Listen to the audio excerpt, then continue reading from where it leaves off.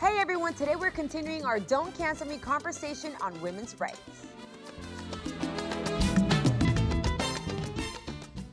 Mighty quick question. Earlier we discussed so many, important topics, but now I want to know, why do you feel that, I don't know, I feel like women have gotten so far in life and little by little they keep trying to push us back. Why do they continue to push women's rights back? I honestly feel that it's because of fear. I think women over the last few years have become more and more empowered, and we've taken a lot of these leadership roles and become more confident in ourselves to seek positions of power.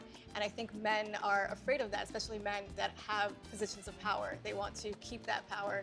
And so the easiest thing to do is to oppress us.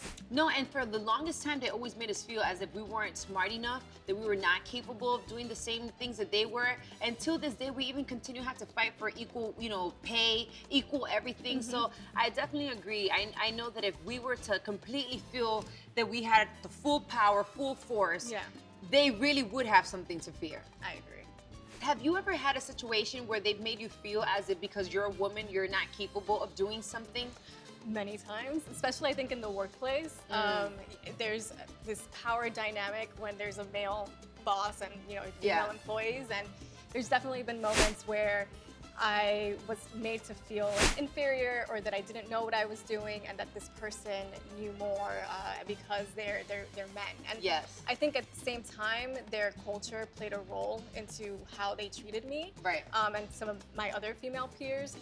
So it's definitely happened throughout my life. Well, in my case, it has happened when it comes to pay, that I've always had to feel like, okay, well, as a woman, I don't necessarily get paid as much as this other person because he's a man. And also... And in your industry. And in my industry, most definitely. But also when it comes to like knowledge, a lot of times it's like the same thing, because you're a woman, they think that you may not be educated enough to take a certain job, or also the age. It has happened like between age, race, being a woman, all those things put together definitely, makes it a lot more difficult. But I think that all those experiences also are empowering to a certain extent.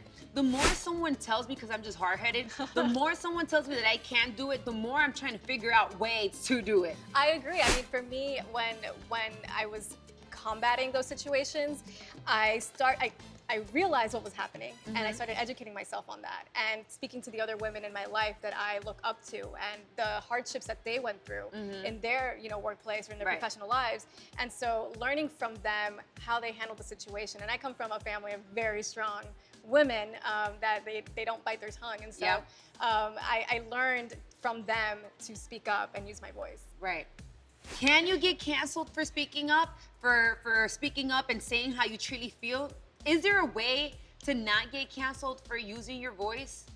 So I have a hard, the idea of being canceled is such a difficult idea for myself, because I don't know that you can necessarily get canceled. Well, it's like a culture. It's a culture thing, but I just feel like people hold you accountable for things that you say. And sometimes you do need to kind of look at what you're saying and see if you're hurting people or if you can learn from it. Do you think that people sometimes can be too overly sensitive? Yes, that definitely. So it's kind of hard. I feel like everybody has the rights to have their own opinion. Yes. And I think that that's also a part of maturing, being adults and coming together.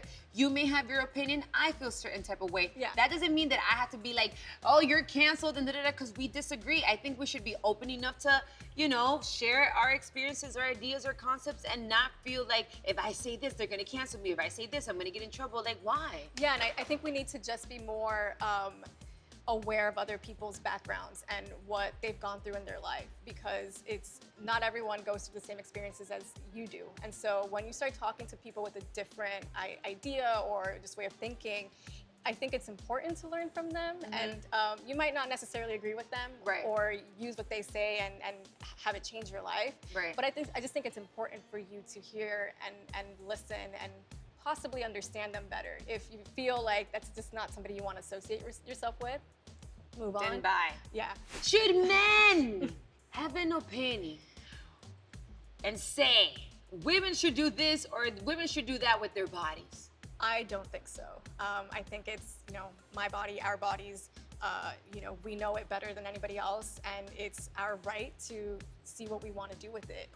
And I appreciate a man maybe telling me, I think you should reconsider this or whatever, but at the end of the day, ultimately, it's my decision to make, and I will do that. So here's my thing, right? Because you know over here, nobody cancels me. But so if women have to go through certain things physically, right? And you can be, I don't know, judged by society, whatever the case may be, because you have, you got pregnant and then later on you decide you don't want to have that child. Why don't men have to go through anything? Why aren't any laws towards men getting women pregnant? Like, should men, oh my God, I think this is a good idea. Should men take pills? Like women have to take birth control pills? Yes, of course. Would they even take them? Well, I mean, if they take Viagra, I don't understand why you can't, have a pill. Have some dick control. Like, and then why and nobody we suffer holds the them consequences. accountable? Yeah. I think that's so unfair. So there's men making these laws, trying to control women's body to the point that you're trying to force them to have children without them wanting to. For example, I'll give you this. In my country, in the Dominican Republic, abortion is not legal. And it's a terrible thing because a lot of women end up having these children, leaving them in the street. And also for the women as well, it's traumatizing. They physically have to go through so much pain. It's just not a good situation. I don't know if these new laws, I don't know what it's gonna do, but I know it could be very damaging. Definitely. To a lot of young women that are gonna be desperate, scared, not know what to do, and can decide to do terrible things. Yeah, and I think it hurts more impoverished communities as well, and especially communities of color. Of course. Because a lot of these clinics, or abortion clinics, or Planned Parenthood, they're few and far between. Some states don't even have them, and so, for example, in Texas, if you wanted to get an abortion, you would have to leave Texas and find another place to do it. And it's so difficult to find it. It takes a lot of money to do it. It surely does. You got to take time off of work, which some people don't have the privilege to do that. Yeah. And like you said, it's a very traumatizing experience for a woman. It's not like an easy decision that you just make. Yeah. What's funny about the law having not only been created by mainly men, if not only men, is the time period of the 6 weeks. I mean, women typically, it's a 28-day cycle for us. And most women, when they get pregnant, they don't realize they're pregnant until after 6 weeks. Right.